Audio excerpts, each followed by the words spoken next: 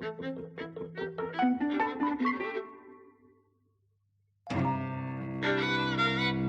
and welcome to Eavesdropping at the Movies. I'm Mike. And I'm Jose. And today we've seen Killers of the Flower Moon, Martin Scorsese's new epic, 3.5 hours, based on a true story, and in fact based specifically on a non-fiction book from 2017 of the same name. It tells a story of what begins as a mystery in 1920s Oklahoma, where an incredibly wealthy, an unusually wealthy Indian reservation community is having its members killed. The basic background to this is that in the 1870s, the Osage people, who are Native American or American Indian, there are various kind of terms. I think the one that's currently back in vogue is Native American, but in the film they're called Indian. This is set in the 1920s. Yeah. In the 1870s, they were forced by the US government into a reservation in Oklahoma, which was, the poorest land. Yeah, I mean, it's supposed to be pointless, useless land. We'll just send them there. And it turns out that this land had oil in it. And because the Osage had bought their land, this gave them rights to it. Gave them what was called head rights. And you hear this throughout the film. So it's not just that they have rights to the land and therefore the rights to exploit it for money and lease it to the prospectors who want to drill for oil. But the rights to do that are passed down hereditarily. And it's explicit right from the start in this film that white people want to marry Native Americans in order to get in on this wealth. To get rich quick. The film also makes reference to the Tulsa Massacre, or massacres, of 1921, which I only became aware of when the Watchmen TV series was out, because it was kind of it adapted the Watchmen comic to be based historically upon those, which was really interesting. Which was similarly about a very wealthy minority community, in this case a black community. It was called Black Wall Street, being terrorized. It was very quick in Tulsa, the attacks. As I say, it was a massacre. But this is basically about white people's jealousy and inability to cope with not being richer than people of colour. In basic terms, obviously there's a lot more to it than that, but that's kind of what we're talking about. Well, I think that's as much as we need to know now. I mean, I think the film is about many things, really. It is about racism. Yeah, it is kind of almost. It's the first time that I've seen a Scorsese film that deals with a kind of areas that touch on kind of the founding aspects of American culture, which is genocide, right? And so here we have like this particular story, which is about killing off these Indian people for their money, these native people for their money. But one can take it as a metaphor for the very founding of America. It's built on the same principle. So I think the film lends itself, to that kind of reading. And it's an incredibly morally complex film. I think we should talk about the length, because it's 3.5 hours long. I mean, I only looked at my watch once, and that was because it had passed so quickly. I wanted to know where I was in the narrative. I didn't feel it at all. I checked my clock on my phone a few times, but only because I wanted to know if I had guessed correctly how far through we were. And I was right. I said, I reckon this is an hour, and it was. I reckon this is 2 hours, and it was. I reckon this is 3 hours, and it was. The whole film, as I say, is 3.5 hours long. But I also wanted to get a sense of how the film was structured, and how it was being split up, like how much time was being given to various movements. Yeah. So that said, I do want to touch on the intermission controversy, because it's been made into a controversy. Shall I just explain it quickly? Sure. Because before the film came out, Martin Scorsese, I think in response to interview questions, Martin Scorsese's become kind of a lightning rod for kind of internet discourse about cinema through the Marvel stuff. Yes. This was not to do with that, but he was basically asked about the long running time of his films. He's not the first film he's made with an extremely long run time. The Irishman we previously saw was 4 hours, I think. Wolf of Wall Street, I think, was 3. And he said something which he's not the only filmmaker to have said, which is if people can sit down. James Cameron said this, I think, with Avatar. If people can sit down and watch, 8 hours worth of TV series streaming, then they can sit down and watch a 3.5-hour film. Which I think is wrong and wrong-headed. I mean, I think you can't insist that cinemas are the place to watch films the way they do, right? And then not take into account just like the physical aspects of it. So, when you're watching or when you're binging on a television series at home, you make a cup of tea in between episodes. You go to the loo. You eat something. You're in control of the experience in a way that you're not in the cinema, right. and you don't just do it in all one. Well, maybe some people do, but that's not. They're different experiences. They're different experiences, and really, a 3.5-hour film requires an intermission, and I don't see why he's got a problem with it. I mean, all his life he probably went to films that had an intermission, right? The joke is that when Spielberg made West Side Story, his film was a minute longer than the original, right? The original had an intermission, right? And I also thought there was a perfect place for. I mean, there might have been a few, but it occurred to me that a perfect place for an intermission in this would have been just before the FBI show up. Yeah, it felt like a really natural. Exactly. Like you come back. You imagine come back after the intermission, and you see Jesse Plemons knock on the front door, and we're into the final set movement of the film. I mean, it's an hour and a half still, but you know. So it would have made sense. But then the other aspect is that Thelma Schoonmaker, I think that's how you pronounce her name, who's his longtime editor. She's very, very famous. She's like, as editors go, she is the most famous. Yes. And she's worked with him forever, and she's enormously, hugely respected. She, I think, made comments in the press because some cinemas have been showing the film with an intermission, obviously an unofficial one. The film doesn't have an official intermission, and the contracts say there is no intermission. You show it the whole way through. And because they are breaching contract, she's talking about getting legally involved with these cinemas. Because they have a contract. Then the contract says no intermission. And so I don't know that Martin Scorsese has had anything to say about that, but she has. Anyway, it's a stupid controversy, and sadly, kind of, Martin Scorsese seems to let his words seem to lend themselves to controversies that shouldn't be a controversy, really, because, I mean, I think people look for it from him in particular, because I think the thing when he wrote about Marvel, people now just want to, people are asking him just recently, in the build-up to this as well, they were trying to create a feud between him and Quentin Tarantino. I know. Because Tarantino has said that he's retiring after 10. He's always said this, I'll retire after 10 films, and now he's retiring, and he's going to write and stuff. And he's like, do you think you're better than Quentin Tarantino because you're still making films? He's like, why are you trying to make us fight? Yes. It's just people looking for... Well, anyway, I think he's completely wrong-headed about this intermission business. I think the film, which is amazing. I think it's it's an outright masterpiece, like right from the beginning, right? But it would have been a more pleasant experience of watching it, and I think a bigger popular hit had there been an intermission. The time is off-putting, right? And the time without an intermission, I mean, to people like me, it's sometimes think, well, it's physically impossible. Like, you get to a certain age, you need to go to the loo, right?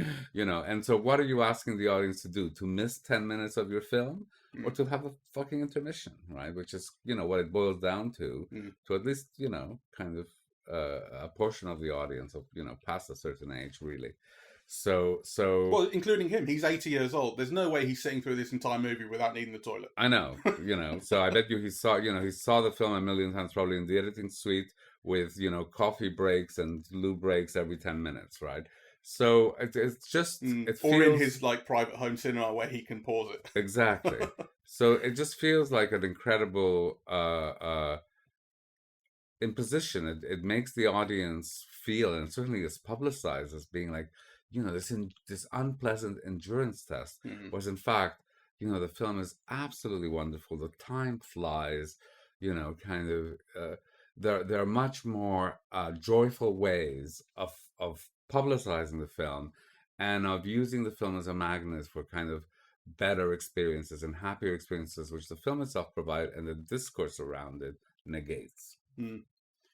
We've talked about the duration of the film, at least in terms of the kind of controversy and stuff.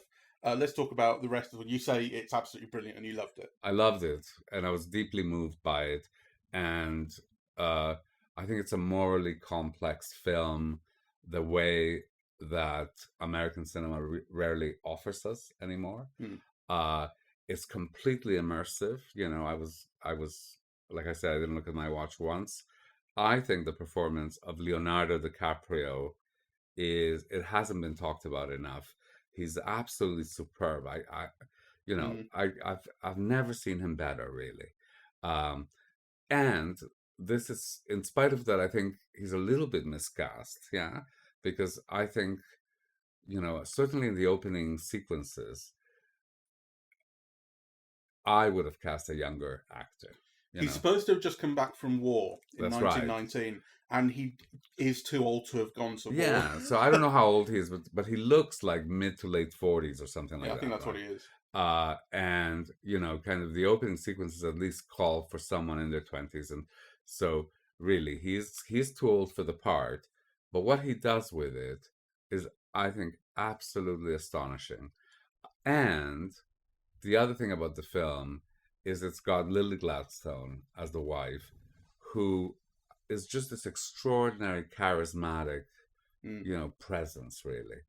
And the two of them together are beautiful. I think he carries the load of the acting. I don't think she's the actor that he is, but she's a star. I mean, I don't know if she will de facto become a box office star, but her presence on screen is the presence of a star.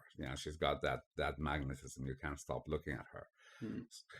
So, and every bit of the film is absolutely beautifully cast. The narration is superb. It's very moving. It's deeply moving. I teared up. Really? Oh yes.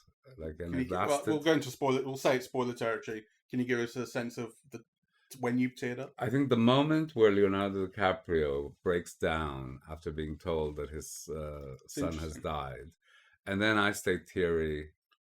That's interesting to me. That throughout the rest of the film.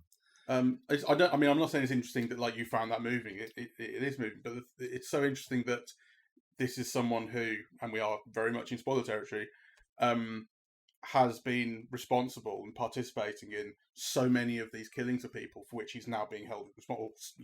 He's now the kind of chickens are coming home to roost in some sense, and even though he's there's a question of whether he's working with people or not, and will he or won't he, and so on.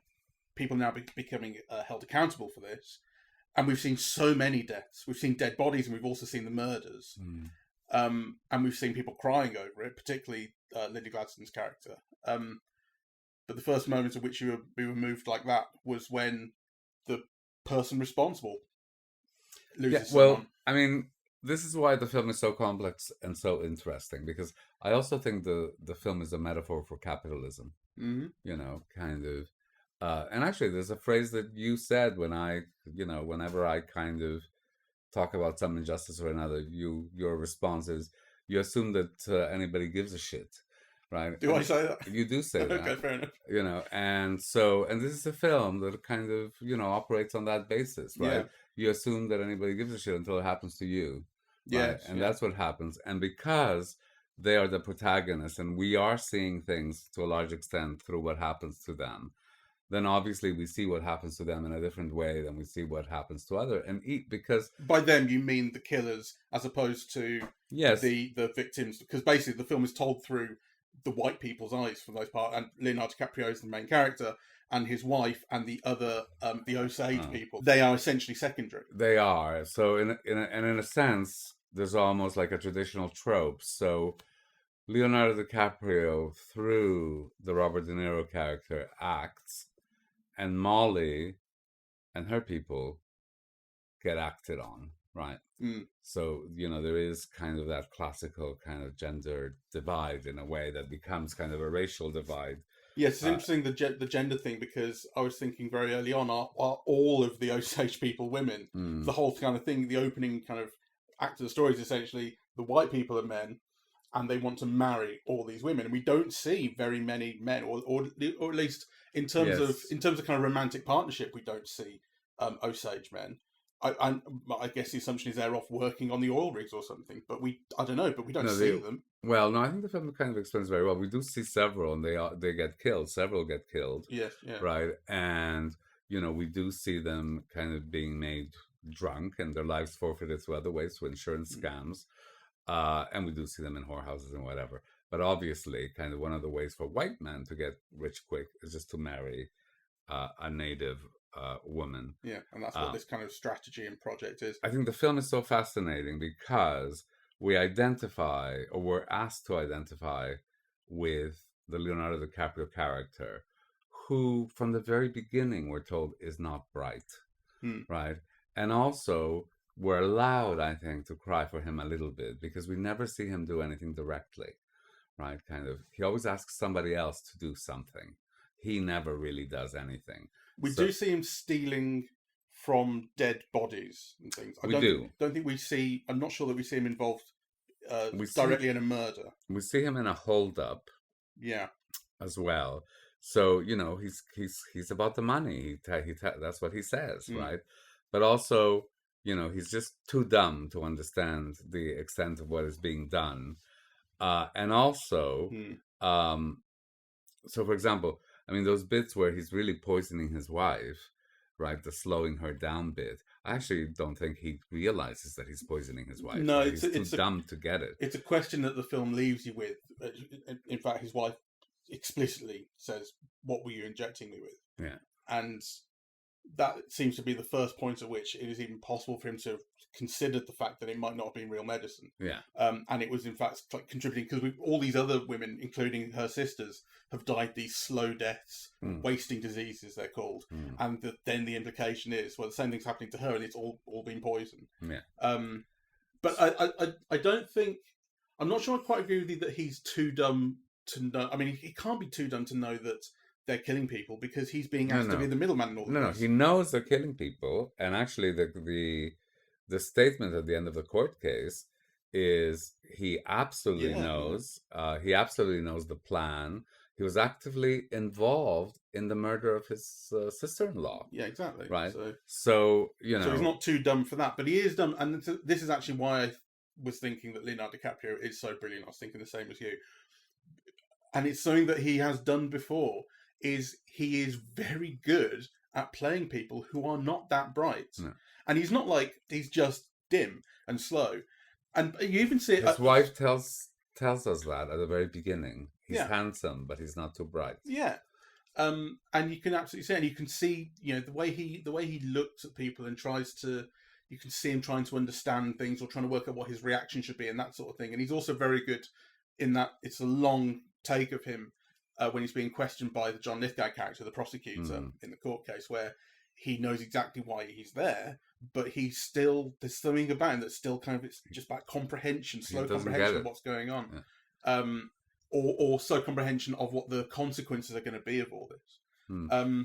He's very good at that, and he's wonderful in it. I thought it was a really remarkable performance. I mean, I'm so used to him being good, but there's so much detail in kind of the nuances of gesture and facial movement and that sort of thing. And also that he makes this character who is so dim, who's always grimacing, like, he's somebody who's ill at ease of the world.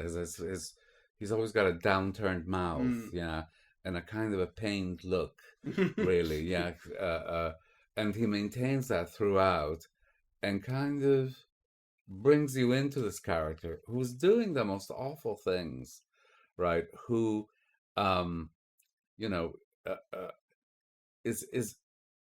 is basically,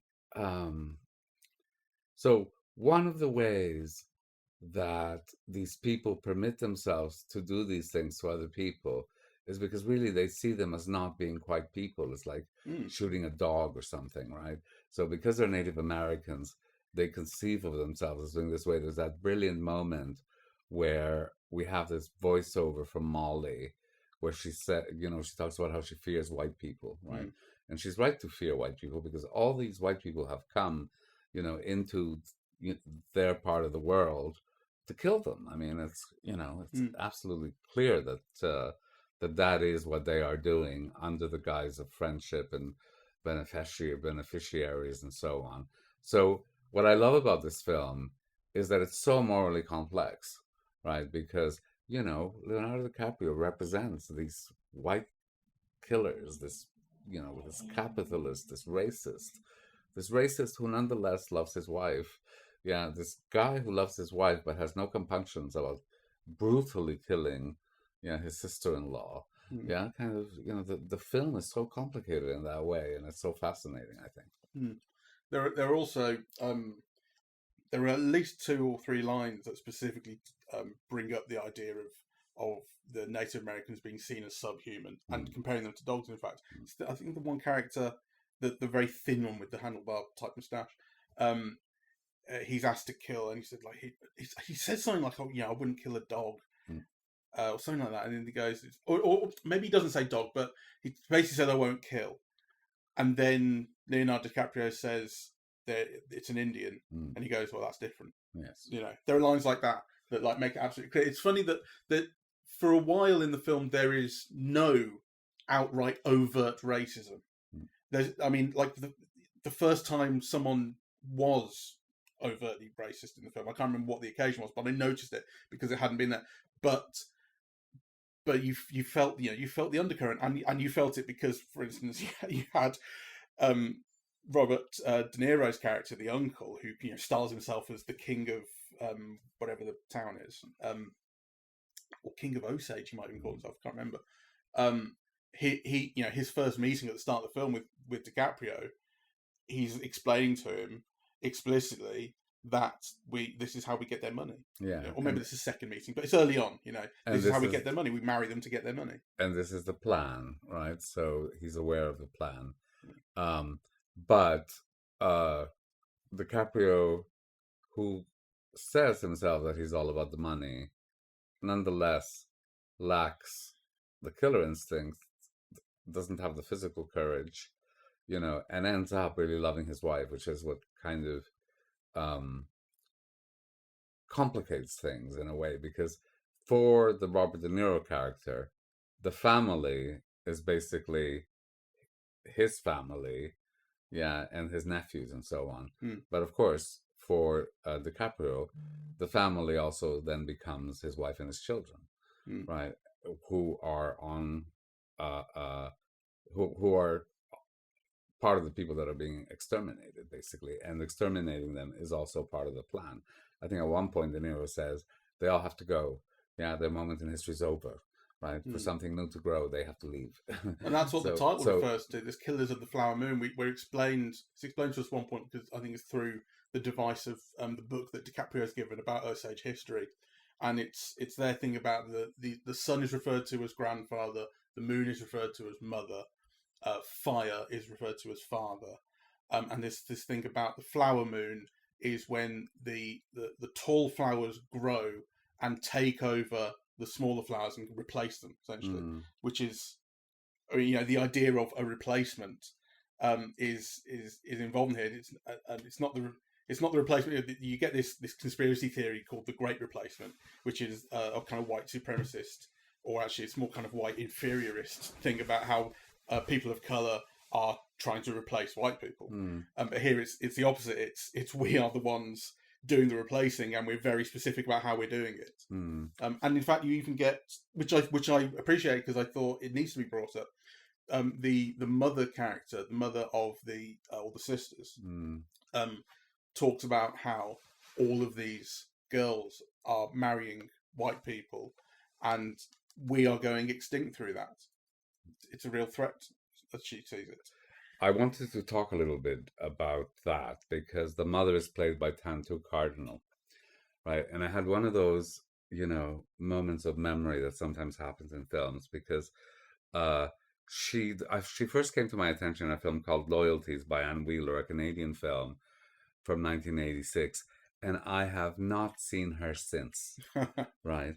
And when she appeared in this film, it brought up a whole other life, and a whole other country, and a whole other culture, and whole other structures of feeling. It was just kind of I think it's amazing, the power of cinema. That just the sight of her face immediately kind of connected me to that, Mm. really. And of course, she is a native person, and She's Canadian, right? So I think yeah, the term is First Nations in first, Canada. yes, She's Cree, I think. right. Anyway, kind of that was an amazing kind of just a moment, a flash, really, Mm. for me. Um, though it's worth saying, I think, how beautifully cast, how distinctively cast every minor character in this film is. Yeah, with such distinctive features. Mm. The actor with a slash across the face, the one who was in jail and who squeals. They Mm. all have like these incredibly kind of distinctive faces, and they're all incredibly good. Um, did you have any reservations about anyone? Performances, no. I mean, performances were my favourite thing about the film. There were things I didn't get on with and things I just didn't find very interesting, but I was always interested in seeing these people perform. I really loved. I know you asked me about reservations. I'm just going to say about something I loved. I loved Brendan Fraser when he came in, Ah, who's in it for such a short period of time, but he starts off with this performative outrage in mm, court. And the shot of him from, he's a huge bloke. Like he mm, wasn't just big for the whale. He's a big guy these days. mm, And the shot of him from below performing to the court his outrage before mm, proceedings have even begun, that he hasn't been able to speak to his client, and John Lithgow goes at him. The way he, again, it's his facial movement, right? It's mm, the way he moves his eyes and the way he expresses outrage. mm, It's marvelous. It's funny. I mean, the film is funny in all sorts of ways, despite being it's kind of as horrific as it is as well. The film finds room for jokes or funny ways of expressing things, and he is funny in that scene, and it's that he's overacting to make this point and so on. I thought, God, that's just wonderful. mm, Everyone was very good, but he made such an impression in the very brief time he was around. mm. I loved all of them, but I think what's most, I just want to get back to this idea of what the film is about, because I think part of why it's so great is because of what it's about, and what it does with it. And so I think that the idea of genocide is built right into the film from the very beginning. All these white people are coming in to kind of kill all these indigenous people so they can get their money, right? And it's very easy to see that as a metaphor for America. Yeah, it's Yeah, like yeah, it's the other side of the Western, right? It's kind of you know, uh, uh, and aside from that, or alongside that, is also built in this portrait of rampant capitalism that doesn't stop at death, that has kind of no moral compass, in which absolutely everything is corrupt, right? And the irony, of course, is that, order is restored through J. Edgar Hoover's FBI. And of course, J. Edgar Hoover, has become a byword for a kind of corruption of yeah. America, the Mm. spying on people, the blackmail, all of those kind of things that we've learned that J. Edgar Hoover did, right? So it's like, the people in the church are corrupt, the law is corrupt, the doctors are corrupt, they're Mm. killing people, right? So it's almost like the only thing we see that's good is the tenderness between, is it Ernest? Yeah, the Leonardo DiCaprio character and the Lily Gladstone character, between, I think, Ernest and Molly. Yeah. Ernest and Molly. I mean, uh, all of the Native American characters are essentially good. I mean, do we see any kind of moral corruption, even on a minor level, in any of them? I think they are just pure kind of goodliness and victims and that sort of thing. Well, uh, Even when we're introduced to them as, because they are so wealthy because of the oil that they're able to exploit. They all have the most expensive cars in America, and they all have this, that, the other, and they're spending all this money, and which is where you first get like a real visceral sense of how much white people must hate that, because they're the chauffeurs. well, But but do you see them as bad in any sense? No. no. But the thing is, they're all killed. So I mean, I think they're part of how the film is conveying both the genocidal elements and also what capitalism does. Yeah, which is, to kill off all that is good, really.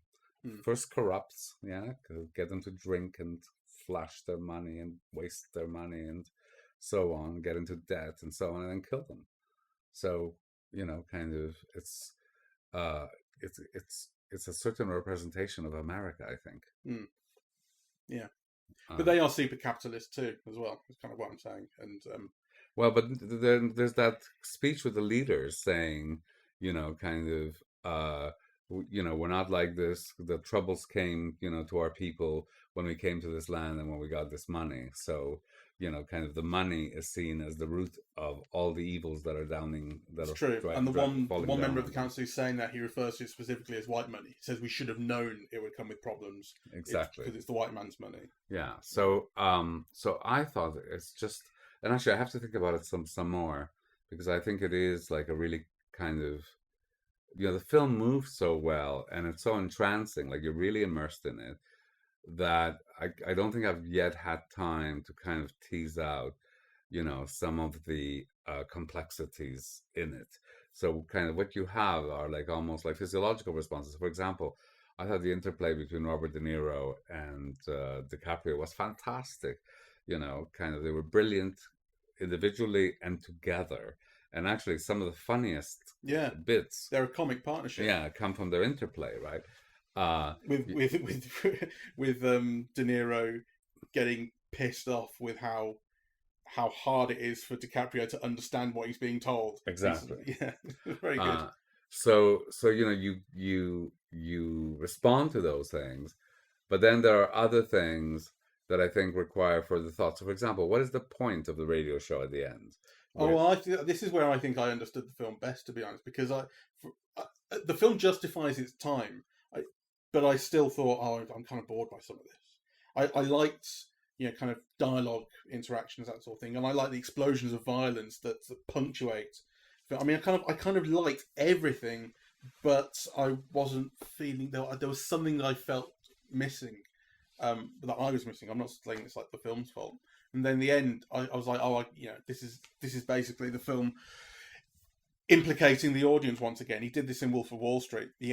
So Wolf of Wall Street is about kind of hyper capitalism on Wall Street and thieving and lying and all the rest of it, and the kind of outrageous lifestyles that it enables these people to live. And we're supposed to be critical of them, like, because they're being these kind of great vulgarians with all this money that they're stealing. And then the film ends with Jordan Belfort, the main character, going on stage, just DiCaprio again, to an audience, and he says, you want to be like me? You want to learn how to make money? And then the film ends with a shot of the audience from the stage's perspective, kind of panning over it, tracking over it, to say, this is you. Okay, everything that you've just watched that you want to say that you hate, to all these people being vulgar and stuff, why is it that you want to be like that? And the film, I think, is ending in very much the same way here, or a similar way, with an audience listening to this story being told on radio in the 50s. Like, we want to hear these stories told. We're interested in true crime and all this. Well, why is it that we see these just as entertainments? Well, I think that sequence is doing more than that, you see, and this is why I feel kind of I need to think it through some more, because, part of what you see is a melodramatic, glitzy dramatization for the radio, right? Kind of, you're given some information that continues the narration, but also you're also told what doesn't happen, what isn't told, right? Like, so, and then the director appears, to kind of wrap up the story. Mm-hmm. But then there is newsreel footage used throughout. Mm-hmm. There are kind of movies used within the film. Mm-hmm. Kind of all those Western sequences. So I think there is also, something in the film about, what stories are told and what aren't, how they're narrated, how they're incomplete, et cetera, et cetera. So, and I think that is deliberate. That it's kind of the last sequence in the radio is somehow connected to all that use of newsreel footage, including false newsreel footage. I think most of it has been newly shot. I don't know how much of it is actually original. I think one of the westerns that you see in the film is a movie. Yeah. Oh yeah, no, but I mean the newsreel stuff in particular, like this, like the kind of portraiture type footage Sure. of people on the street and stuff. That has been. Yeah, and the Oklahoma stuff is newsreel footage. Yes, I think it is. Yeah. So like. So there is something there about the media and what the media does. It is. And, yeah, you're right. It's about mediation of how we're told these stories. That's right. Yeah. So I have to think that through some more really, and then I think there are also kind of some scenes that are just like superb. So when DiCaprio is walking towards De Niro in the jail, and back, right? Those are just like kind of extraordinary. There's the images of the people out of focus in this burning field, where the image gets doubled and you don't see faces, and that's used quite a bit. That's when it's heat roiling that makes the image, and you see that a lot, and the film gets almost kind of dreamy at that point. Like it's not exactly clear why the shot it keeps on being gone back to. Yeah, it's just its atmosphere and setting and that sort of thing. Yeah. And I think what I liked best is the complication. So within this corrupt world, within kind of this genocidal context, nonetheless, two people love who are on either side of that conflict, and their feelings for each other are pure. Yeah, they do love each other, and the element of murder, which is which one of the participants is guilty of, is kind of put aside by the character, but not put aside by the film. Yeah, kind of you're always conscious of what his role is in what is happening. He is kind of a principal in it, and I think those scenes where he's slowing down his wife, he thinks, but we know that it's slowly killing her, right? And yet kind of his tenderness towards her, his care for her, and her reliance on him, it's so loving, and that creates such a kind of a complex moral, that you can actually love someone that you're killing, right? And doing it in a protected way, or that you're killing all your in-laws for money. Yeah, I was going to say, because the thing about his wife is, I think we're fairly clear that he does not know. He doesn't believe that he's killing her. He believes he's making it better. So that's wouldn't quite fit that. But yeah, with the family and killing everybody else who she knows and loves. Yeah, but he knows he's slowing her down, in quotation marks, right? Yeah, but he's been told that's a good thing. He's been told that's what she needs. He thinks it's medicine. I don't think there's that much complexity in that in terms of what he believes. Oh, I think he knows. No, I mean, we know he knows he's doing her harm, because there's that scene where he pours some of that stuff in his own whiskey. Oh, yes, that's right. And he gets sick. So, so I think initially he doesn't, but you see a progression of that, right? Yeah. So I think, the moral complexity that we see in this film, whilst the film moves along at a clip, it's incredibly entertaining and it moves really fast and so on, yet the moral complexity of the center is such that I'm not used to seeing in contemporary cinema, in contemporary American cinema, right? And I think this is kind of why this is such an absolutely great film for me.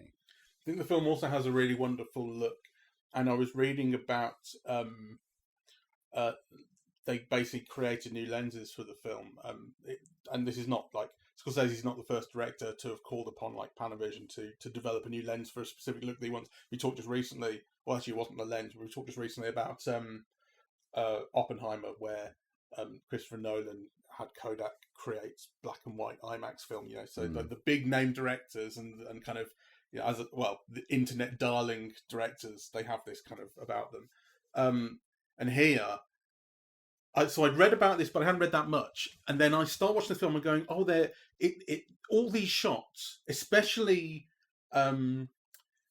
kind of reasonably wide angle, like scene setting shots. So if you think about like that scene at the start where De Niro and DiCaprio are talking in those two chairs, and you'll see a two shot of them, which is quite wide, and you see the kind of distortion towards the edge of the frame, and the way in which kind of blocks of color or areas of color become blocky, and they become kind of frayed at the edge. I'm thinking, oh god, this looks exactly like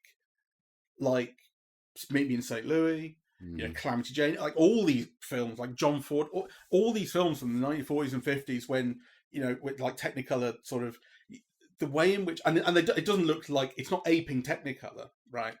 But there is an aspect to the way that those films looked, the way in which there was kind of, there's a level of artifacting, or the way in which artifacts manifest in that imagery is coming through here. And then I read just before we started the podcast that the kind of specific thing they were doing with the lens was to because they wanted to shoot this anamorphic thing, and they took just parts of lenses from the 50s and just put them in it. So it's got like components from the 50s that just affect the light in a different way, and it develops this. It looks like all those films, it really does at points. And I'm thinking, God, that's really remarkable, because you could so imagine, like, if you think about a film like The Artist or something, where it's all about just pretending it's from the past. It's not doing that, but it is giving you some sense of that look, and in so doing, conveying some of that feeling. Sure. It's remarkable. It is remarkable. The cinematographer is Rodrigo Prieto, who did The Silence and The Irishman for Scorsese before, and also did Ang Lee's Brokeback Mountain. And the film has like a density and a texture, and it's so beautifully lit, and then there are moments like, again, the reds in the radio show, it really, like, they're so intense, and it really feels period, and it does what you say. It evokes some of the feeling of that.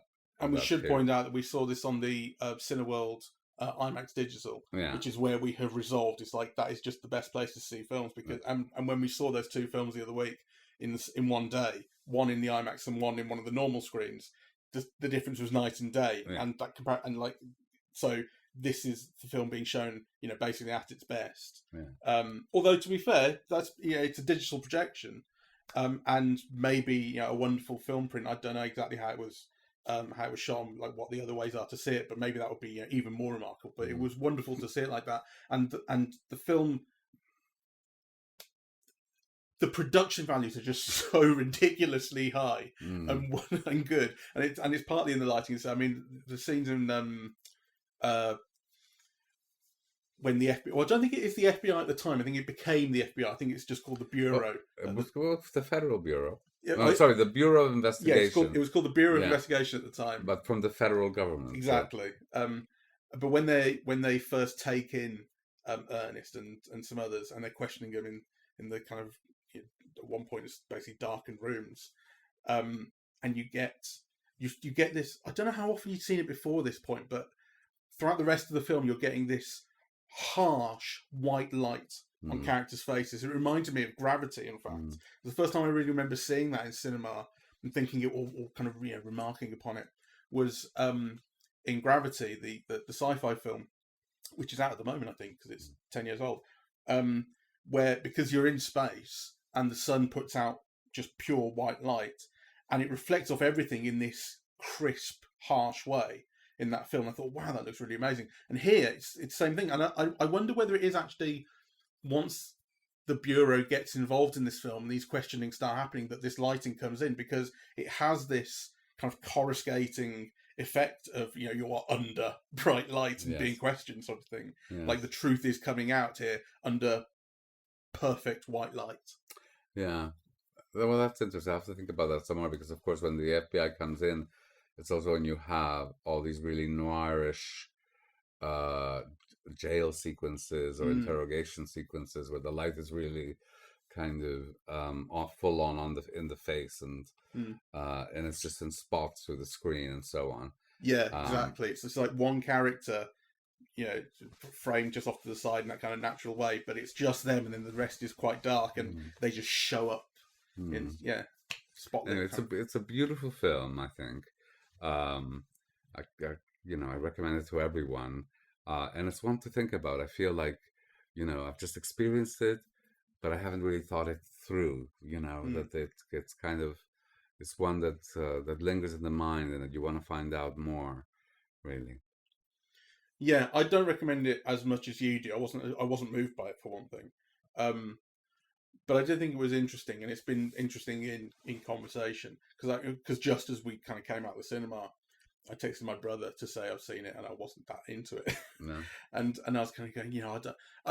During the film, I was thinking, oh, there's bits of this I'd really like to watch a second time. All these Mm, dialogue scenes, I think they're really nicely written and they're beautifully performed, mm, beautifully shot and edited. I mean, they're just wonderful. I love good dialogue. And then when it gets to courtroom stuff, to be fair, the film doesn't go deeply into courtroom stuff. You spend very little time there, really. But I love a good courtroom thing. mm, Um, and then just in the kind of moments after coming out the cinema, I'm just walking to the car. Even I was going like, I don't know if I'm really that into this, and how much I thought it was, how much I thought it was sort of telling me stuff I hadn't thought about, that kind of thing. But it has come alive in the conversation, and I think I might be interested in watching it a second time. I was deeply moved from the moment that he's told his child has died, the scene at the funeral where, you know, he first can't look at his wife, then they touch and comfort each other. Yeah. Then there was scenes in the courtroom where the wife finally realizes, what he's done, Mm, and he's pleading with her. DiCaprio is so fantastic that you can see all the emotions in his face, right? Like, mm, kind of, he really loves her, and of course, he's losing. Yeah, like, so he's doing it to protect them because he betrays his uncle, saying, "I've got to protect my wife and children now." And those are the moments, like in the courtroom, where he's losing her. I found that all so deeply moving, really. Like, I mm. was kind of teary throughout all of that, really. Yeah, no, that's good. I wasn't, So, but I thought it was interesting. I just wasn't moved. Um, you know. all right. Well, we recommend it. We may yet see it again. Well, it's a Another. long. I mean, yeah, it's a long movie. I don't know if I'll see it again. I don't know if I'll have a chance to see it at the cinema again, to be honest, because I'm so busy. You're so popular. Well, I'm less popular. I might see it again. I absolutely love it, and I think it's an outright masterpiece. So I highly recommend that everyone see it. So thank you very much for listening. We are eavesdropping at the movies, and we are on Apple Podcasts, Audible, Google Podcasts, Spotify, SoundCloud, and YouTube. On social media, we're on Facebook and Twitter at Eavesdrop Movies, and Blue Sky, eavesdropping.bsky.social, and the website is eavesdroppingatthemovies.com. Thank you very much. Bye bye.